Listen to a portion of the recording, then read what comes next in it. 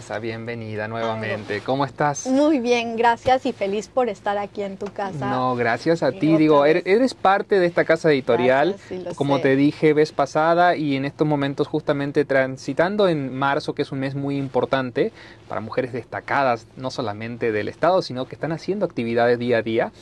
No podías faltar. Ay, muchas gracias. Tú sabes que la idea es justamente eso, comunicar, poder llegar a todos los rinconcitos que podamos llegar y sumar ese granito de arena que es la responsabilidad de todos. Lo hablábamos con Gerardo vez pasada. Creo que tenemos ahí un grupo bastante grande que coincidimos en eso, pero creo que también necesitamos más. Sí. Necesitamos más gente, más manos que se sumen porque no alcanza. Más ideas, más recursos. Totalmente. Y potenciar esta unión de trabajo hace que los recursos sean más eficientes, ¿no? Nada más y nada menos. Si tendrías que resumirme en un minuto, ¿quién eres? Pues soy una mujer muy comprometida con la sociedad, comprometida con la salud de México y muy emprendedora e impulsada, pero muy obsesiva con lo que hago, porque sí lo puedo decir así.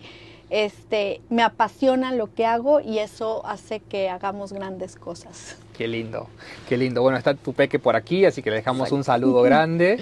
Gracias. Bueno, ¿y qué es lo que viene para este 2025?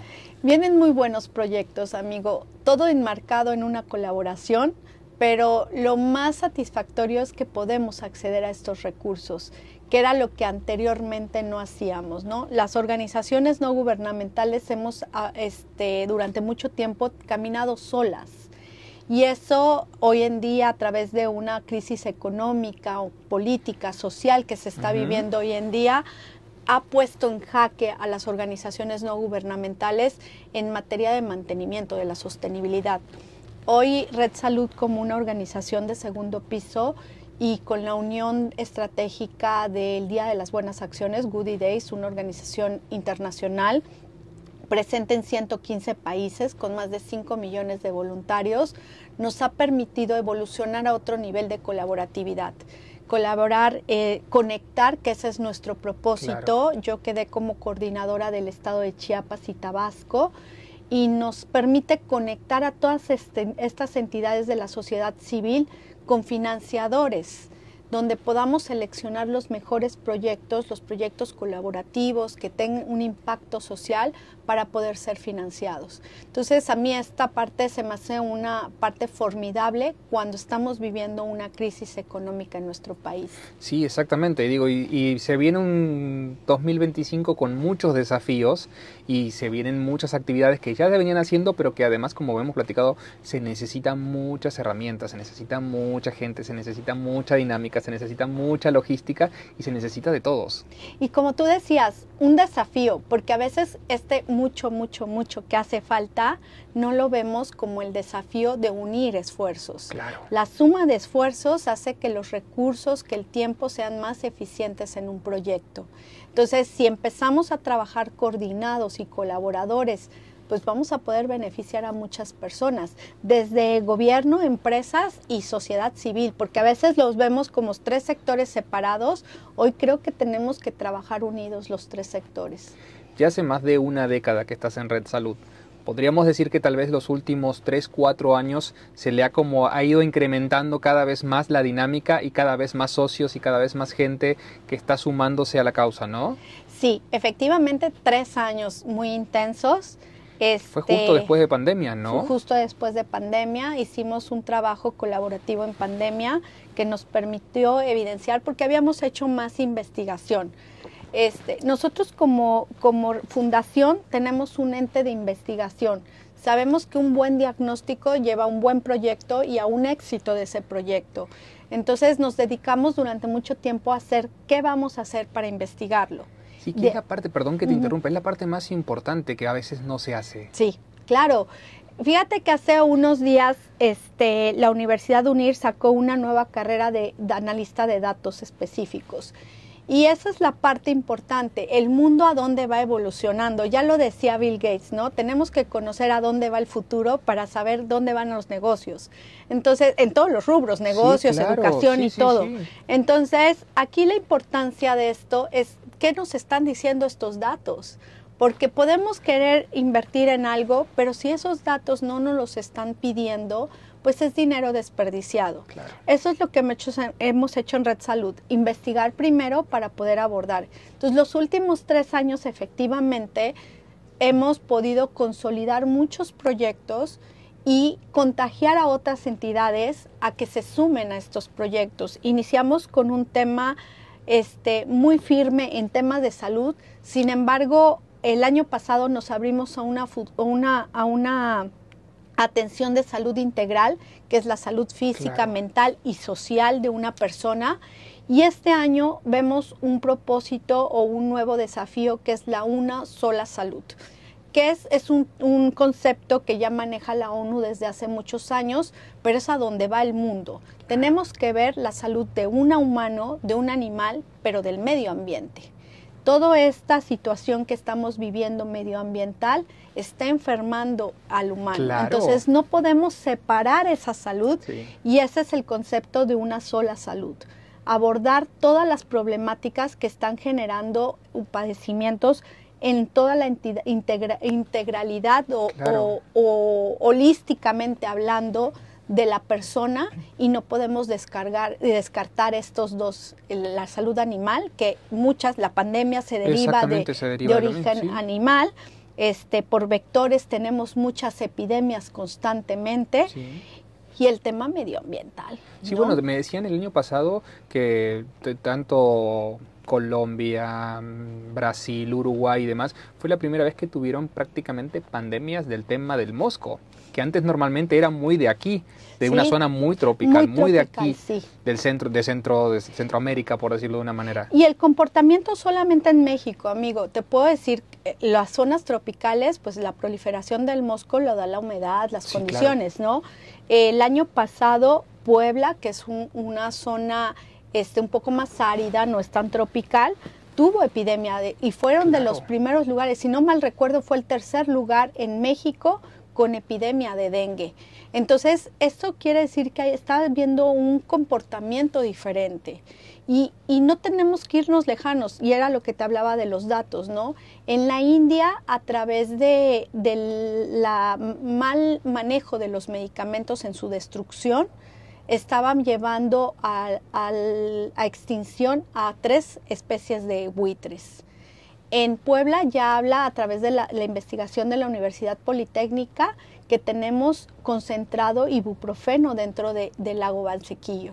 Entonces, no nos tenemos que ir tan lejos, claro, tenemos que poner atención a lo que nos está llevando a procesos más complejos que evidentemente ni sociedad civil ni gobiernos estamos, no digo capacitados, sino tenemos los recursos adecuados para atender a toda la población. Claro. Bueno, ¿y por dónde empezar? Pues hace ratito lo hablábamos en una reunión que tuve, de que hablamos siempre del tema global, sí, pero hay que empezar desde lo cercano, sí. Hasta dónde tú tienes capacidad. Yo creo que cada una de las personas que nos ven, cada una de las personas que colaboran con nosotros es a dónde puedo ayudar en mi entorno. Primero cambiando mi actitud, conociendo más la estrategia de cómo se puede trabajar, pero en mi comunidad, no nos vayamos a un tema global, no podemos cambiar el mundo. Claro. Entonces, el mundo se cambia a través del cambio de actitud de cada una de las personas. Entonces, empecemos a contagiar. En vez de contagiar enfermedades, empecemos a contagiar actividades que nos permitan abordar buenas propuestas en nuestras comunidades. Sí, porque muchas veces platicamos, y tú sabes que yo muchas veces lo menciono, el tema de buscar la calidad de vida. Pero la calidad de vida en los países nórdicos está dada justamente por la salud. Y después viene todo lo demás. Claro, mira, lo saqué ahorita en la columna que sale el día de hoy aquí en el tema de empoderamiento de la mujer. Estamos a un paso de la conmemoración del Día Internacional de la Mujer, y hoy habla de todas las niñas y niños a través de un empoderamiento, igualdad y equidad. Ese es el eslogan 2025. Pero para llegar a un empoderamiento femenino no podemos dejar la salud afuera. Claro. ¿Por qué? Porque las mujeres tenemos una desigualdad en la atención de salud, tenemos más necesidades de salud que un hombre, que es un tema de género, ¿no?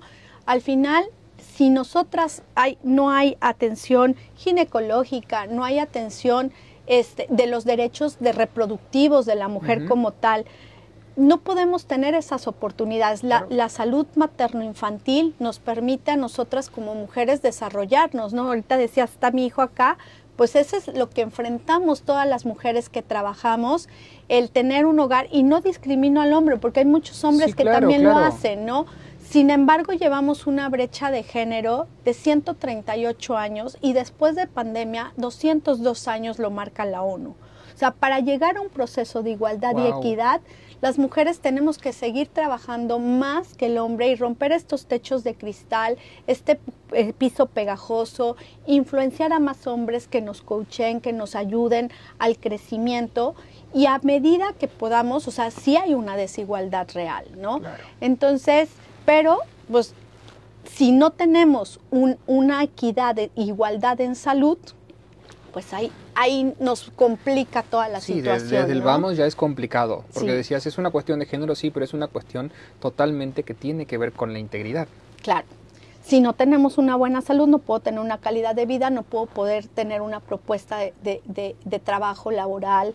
Es como muy global. Entonces, en esta lucha con el empoderamiento de la mujer y la lucha contra la desigualdad, necesitamos ver la salud como un ente principal, como un eje prioritario. Claro, en ese día a día y en ese comenzar, diríamos, de hacer conciencia social, de hacer civismo, como a veces le digo, que en realidad no tiene que diferenciarse entre hombres y mujeres, sino justamente crear ese civismo que nos permita ser más empáticos con la situación, porque lo he platicado muchísimas veces, nos sobra calidez, pero nos falta empatía. Claro.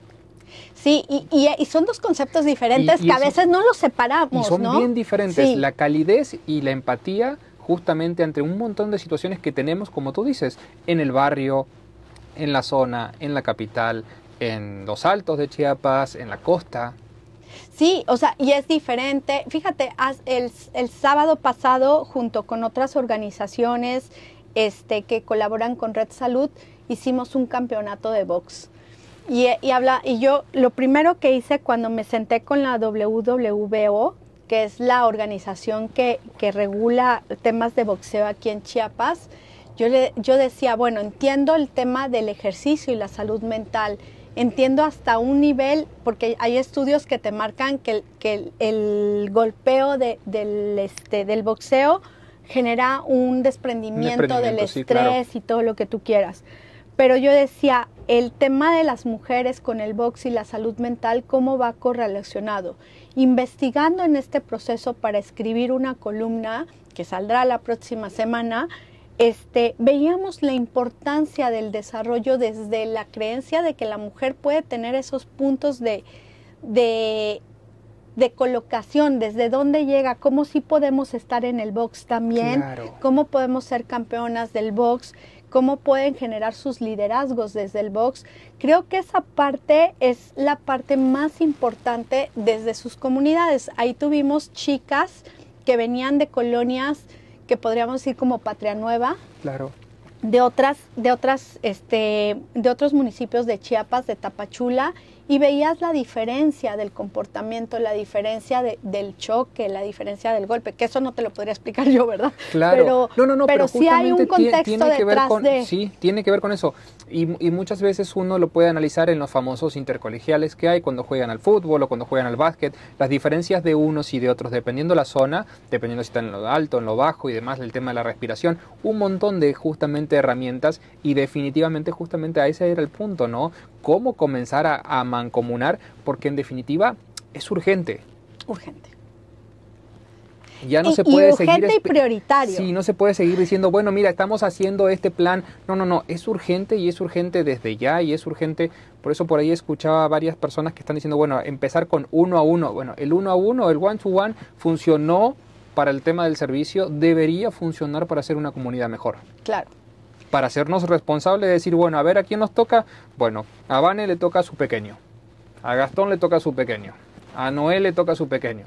Vamos, ese es el 1 to 1, y después ahí irá uno con uno. Y contagiar, ¿no? Porque lo que tengas cerca es lo Generar que esa puedes famosa tocar. cadena de... Claro.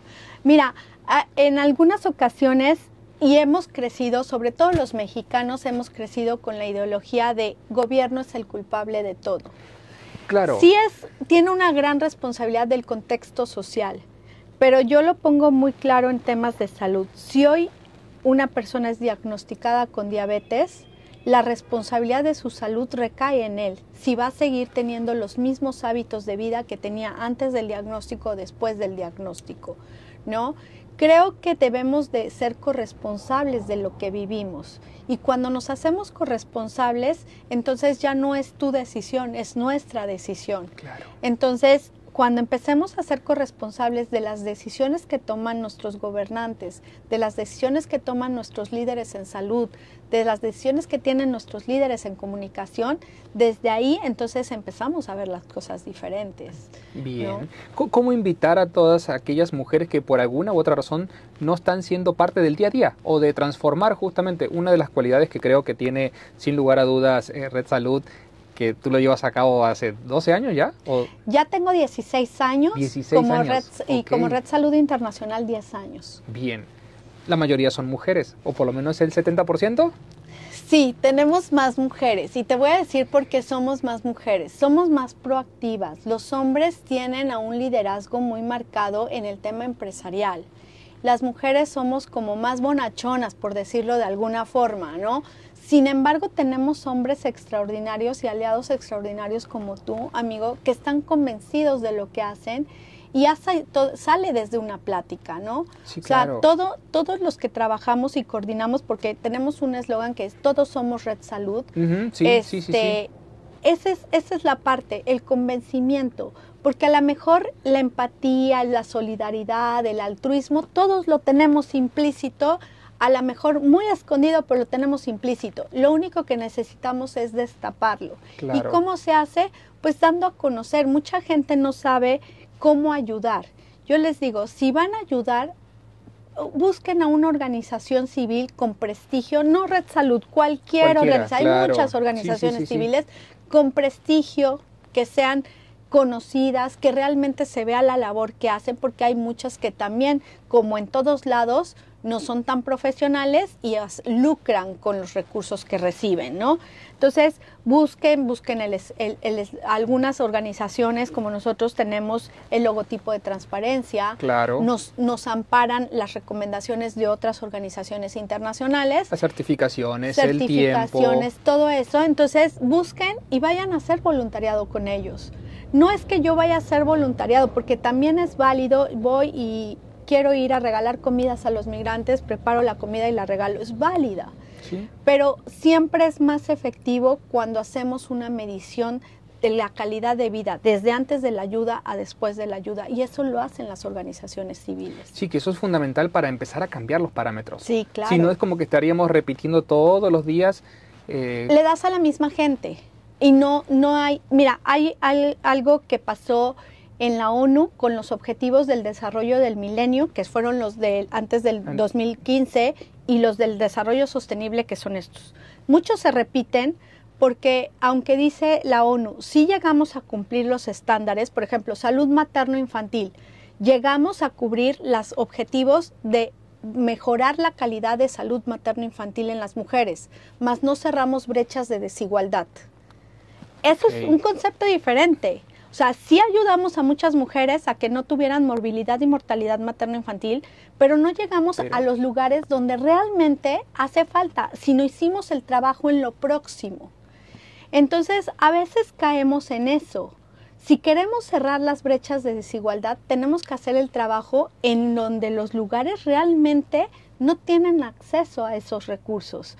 No es diferente atender afuera de un hospital a la población en materia de salud que irte a una comunidad que está lejana de Tuxtla Gutiérrez a 5 horas, sí, que son 5 horas en vehículo, pero mucha gente no tiene vehículo, entonces son a lo mejor 7 o 10 horas caminando, o a veces tienen que bajar en animales como burro, caballo, y eso da la diferencia entre la vida y la muerte. Sí, entonces, totalmente. para cerrar brechas de desigualdad es importante que la gente que quiera hacer voluntariado se acerque a las organizaciones de prestigio, ¿no? Bueno, nada más y nada menos. Pero yo hacía mención a eso porque digo, son poquitas las organizaciones que hay muchas mujeres. Y qué genial que cada vez haya más mujeres justamente generando esta dinámica. Fíjate que sí, creo que yo al final ha ido evolucionando en generaciones, ¿no?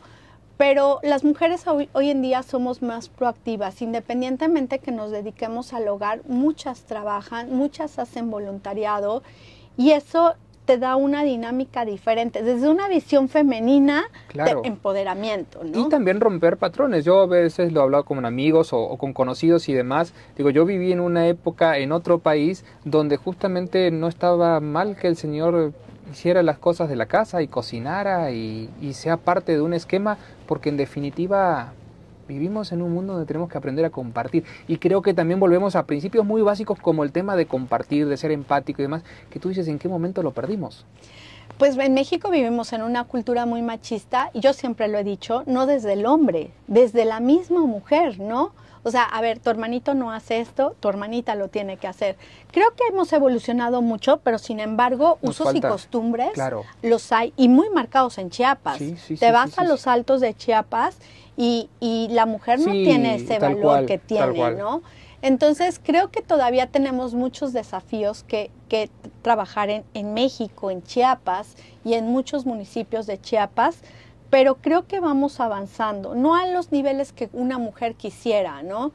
No a esa desigualdad en ciertos niveles, porque inclusive en eso sí también hay desigualdad de oportunidades. Claro. ¿No? No puedes hablar de una persona que ha tenido una carrera profesional, que tuvo la oportunidad de estudiar una carrera profesional para el desarrollo profesional a una persona de una comunidad para el desarrollo profesional. Entonces, sí hay todavía muchas brechas de desigualdad, pero creo que la lucha no solamente es de mujeres, es de hombres también. Sí, claro, es social. Es social, es una lucha social. Y tiene que ser transversal. Que te voy a dar un dato muy importante. El Foro Económico Mundial hace 2 años hizo una publicación donde si se invertía $1 billón en salud a nivel mundial, subiríamos el 2% del Producto Interno Bruto. En salud de mujeres. O sea, si invertimos $1 billón de dólares a nivel mundial, subiríamos el Producto Interno Bruto. Esto quiere decir la importancia de invertir, claro, en salud. Sí, ¿no? sí. En salud, y en salud femenina. Exactamente, exactamente. Bueno, sí son muchos los desafíos que vienen.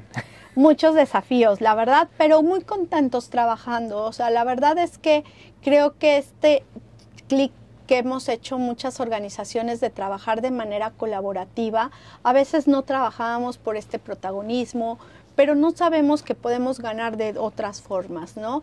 Entonces, hoy es más, para bajar recursos a nivel internacional, uno de los criterios que piden es la colaboratividad. Claro. Entonces, y se los ponía bien fácil ahora que lo explicaba en la mañana. Si tú te pones en los zapatos de un financiador y son varios grupos o varios empresarios que respaldan un proyecto, quiere decir que hay varios ojos que van a cuidar el interés de ese proyecto, a que si fuera una sola persona. Es correcto. Entonces, los financiamientos a nivel social funcionan igual. Entonces, creo que hoy las grandes marcas que trabajan con nosotros, como Home Depot, Meta, muchas organizaciones que colaboran a través de Goody Days, tienen puestos los ojos en el proceso de colaboratividad. Que no es menor. No, claro que no. No es menor. No. Y es como realmente empezar a ver los primeros pininos de muchos años de trabajo. Y un desafío, porque fíjate, te voy a decir, un gran reto conjuntar los objetivos de las organizaciones. A veces nos decimos, bueno, ¿cómo una empresa puede conjuntar sus objetivos con una organización civil, no? Y podríamos decir, bueno, pues va a ser su rama ejecutora de responsabilidad social empresarial, pero la empresa va a ver números. Claro. ¿Y en qué me beneficia? Entonces, esos grandes retos, por ejemplo, las organizaciones civiles, es explicarle a un empresario en qué va a ganar en invertir en responsabilidad social empresarial. Y si nosotros como organizaciones no lo tenemos claro, ¿cómo lo explicas? ¿Cómo lo vendes? Y también la postura del empresario en decir, a ver, si mis números están funcionando, no lo veo como un gasto la responsabilidad social empresarial, la veo como una inversión. Entonces, esa postura, a pesar de que muchos lineamientos fiscales hoy en día no le beneficia tanto al empresario la responsabilidad social empresarial, hay muchas formas en cómo lo pueden rescatar la inversión. Y cómo mancomunar esfuerzos y cómo también justamente generar ese granito de arena, generar ese sumar para hacer la diferencia, para esa calidad de vida que en definitiva nosotros la vamos a ver, pero estamos tal vez trabajando para que nuestros hijos la puedan disfrutar y puedan decir, es aquí donde queremos crear, donde queremos evolucionar, donde queremos hacer la diferencia. Y la diferencia es justamente esa, social, el día a día. Fíjate, esto es muy importante, amigo, porque hay otro estudio que se hizo y lo publicó el Journal Diary, donde dice que las empresas que invierten en responsabilidad social a la redonda donde están sus oficinas o donde están sus empresas, tienen un mayor posicionamiento que las que no lo hacen. Claro. Entonces, estos datos implica eso, ¿no? ¿Qué posición queremos nosotros? ¿Cómo queremos crecer? ¿Cómo vamos a beneficiar a otras generaciones, a nuestras familias, por ende? Porque estas generaciones, digo, tú y yo tenemos hijos más o menos de la misma edad y nos preocupamos, pero tenemos que luchar por un mejor Chiapas porque aquí vivimos, ¿no? Claro. Tenemos que luchar por un mejor México porque aquí vivimos y tenemos que luchar por un mundo pero empecemos por lo más próximo. Claro, exactamente, sí, empecemos porque si no decimos, bueno, tal vez no se pueda por esto y por aquello y empezamos a ponernos no se pueden y cuando uno piensa con los no se puede. No, sí, cuando empezamos a ver los problemas, pues nos salen muchos, ¿no? Yo creo que tenemos que ver los sís. Cómo sí hacer las cosas. Sí hacer las cosas. Cómo eliminar esos obstáculos, por eso se llaman retos, o sea, sin embargo, creo que los obstáculos los ponemos nosotros mismos. En una colaboratividad con gobierno, cuando antes veíamos esto muy complicado, creo que la forma es sentarnos, el diálogo, lo más importante, y decir cómo nos beneficiamos ambas partes. Y hoy ya están caminando ambas partes, y eso es importantísimo también. Claro, porque al final de cuentas, si tú lo ves, si lo vemos separado, o sea, las empresas, gobierno y organizaciones civiles, podría creerse que tenemos objetivos diferentes, pero sin embargo tenemos objetivos claros y muy, muy comunes. El beneficio de la sociedad retroalimenta a las empresas. Las organizaciones a eso se dedican, ¿no? Y gobierno, esa es su obligación, ¿no? Dar mejores condiciones de vida a sus ciudadanos. Entonces, creo que el objetivo debe ser el mismo, simplemente que los objetivos específicos van a ser diferentes para cada uno de ellos. Okay. Es un tema muy delicado y no se puede dejar de platicar, ¿no? La pobreza farmacéutica existe, es real, está en el día a día y está cada vez más presente. Claro, y mira, no lo decimos nosotros que llevamos más de 10 años estudiando, lo dicen 11 países del mundo que ya lo estudian también, porque no es un tema de México, claro, es un tema global. Es global. Pero ya hace 2 semanas sacó la OCDE que en los mexicanos invertimos de cada 100 pesos que tenemos de nuestro salario, 48 en salud. Y lo marca como un gasto, ¿eh? Lo marca como un gasto. Que claro, ahí hay una diferencia importante. La diferencia entre la prevención y ya estar enfermo. Exacto. Lo marca como un gasto en salud. Quiere decir que esa persona ya está gastando 48 pesos de cada 100 pesos que tiene en su salud porque lo requiere. No es en un tema preventivo. Claro. Ellos decían que antes de pandemia estábamos gastando el 37%. O sea, incrementó 11%. Es muchísimo. Sin embargo, 37% sigue siendo elevado, porque en una salud fiscal en la familia se debe de invertir el 5%. O sea, estamos hablando que casi el 50% de nuestros salarios se está yendo en salud.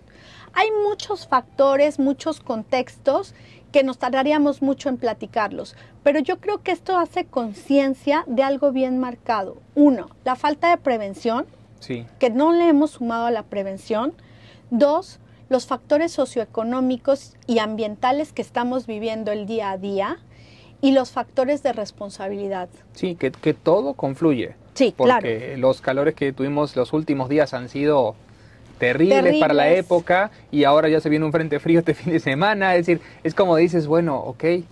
Estamos en un invierno, en diciembre, cerramos en Chiapas con niveles altos de dengue, cuando se supone que es en época de calor, por lo tropical y todo eso, ¿no? O sea, el comportamiento en cambios climáticos no está siendo tan marcado como antes. Las enfermedades, antes yo recuerdo, hace más de 20 años que yo estoy en la industria farmacéutica, se comportabas de cuenta, tiempo de calor, tenías, diarreas, claro, gastrointestinales, sí. Tiempos de frío, el tema de gripes, todo lo respiratorio. Hoy no. Hoy no hay un comportamiento porque se está enfermando el mundo y al enfermarse el mundo nos enfermamos nosotros.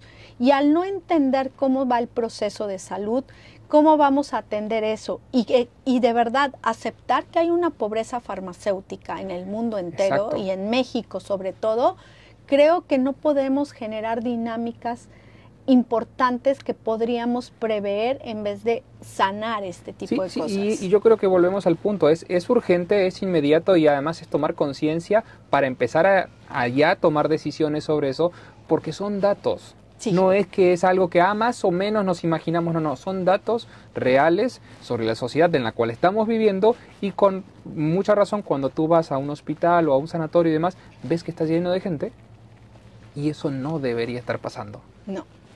No, y nuestro sistema sanitario está colapsando por el detalle de la mayor demanda. Yo siempre les he dicho, no es un tema de crítica, es un tema propositivo que tenemos que evidenciar. Es correcto. El tema de la demanda de salud en México, hoy el 85% de la población tiene una enfermedad crónica no transmisible. ¿Qué me refiero? Estas enfermedades que requieren atención médica constante. El 70% de los mexicanos tiene diabetes.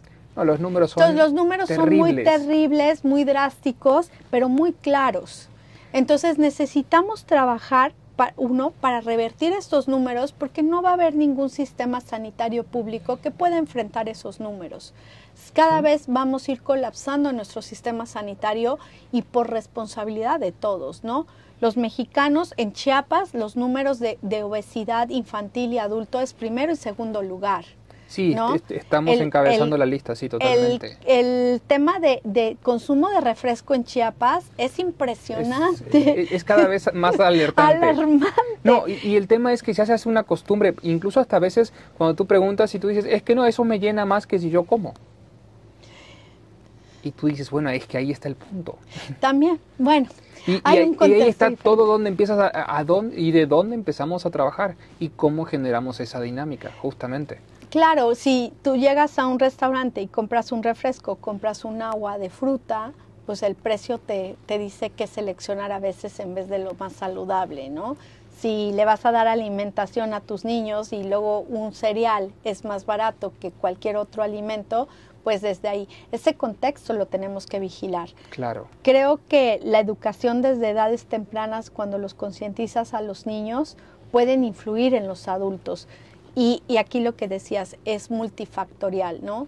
Abarcar todos los factores desde las plataformas que podamos. Bueno, justamente tocando el tema de las plataformas, Red Salud ha cambiado totalmente su plataforma, muy dinámica, muy activa, con muchísima información, así que a todos los invitamos a que entren, consulten, pregunten, vean, están muy claros, además están todos los programas, casi, bueno, la mayoría ya están cargados de todo lo que están haciendo y demás, y la verdad que si entras, empiezas a descubrir un montón de cosas. Sí, la verdad que hemos invertido mucho en la plataforma tecnológica, porque creemos en la innovación y en la tecnología. Nosotros tenemos que ir evolucionando con el mundo. Y esa es una parte de evolución. 2, en compartir datos para la sensibilización y concientización de los temas prioritarios. Y 3, el compartir esta plataforma para nosotros es importante para que todas las entidades, tanto públicas como privadas, puedan dimensionar, trabajar, visibilizar, pero sobre todo desarrollar proyectos ya muy claros para poder acceder a recursos internacionales. Van en redes sociales para seguirte. En todos nos encuentran, nos hemos homologado, Red Salud Internacional. Okay. Estamos en YouTube, en Facebook, en Instagram. Ya tenemos nuestro canal de WhatsApp. Los invitamos a buscarnos, ahí subimos información muy clara en el tema de donaciones, subsidios de medicamentos. Hemos invertido ahorita, ya vienen medicamentos, traemos medicamentos de Colombia, muy Buenísimo. próximamente. O sea, nuestro recurso económico, sobre todo en Chiapas, ha sido más fortalecido. Y es muy importante decirle a la población que es necesario que vayan y que se registren y que den la información, porque eso ayuda a que justamente lleguen más medicamentos, claro, y que además puede haber un control y además puede haber una estadística que permita justamente bajar esos recursos o bajar esos medicamentos, porque si no es como que pareciera que queda en el aire. Sí, fíjate que tuvimos aquí un detalle, por ejemplo, nos pedían insulinas, pero no se registran los pacientes insulinodependientes, no hemos podido bajar insulinas. Pero sin embargo, ahorita tenemos unas 240 millones de pesos de medicamentos en Chiapas para los chiapanecos, que los invitamos a que se acerquen. Claro. Y decirles que la transparencia de la organización la pueden ver en su página. Correcto. Ahí se ve muy claro en qué se invierte, los recursos que traemos en Red Salud que tenemos y con quién los compartimos. Y es muy necesario que las personas se afilien, no tiene ningún costo la afiliación, pero eso nos permite, una, trazabilidad, la trazabilidad de los recursos, y dos, saber en dónde tenemos que invertir.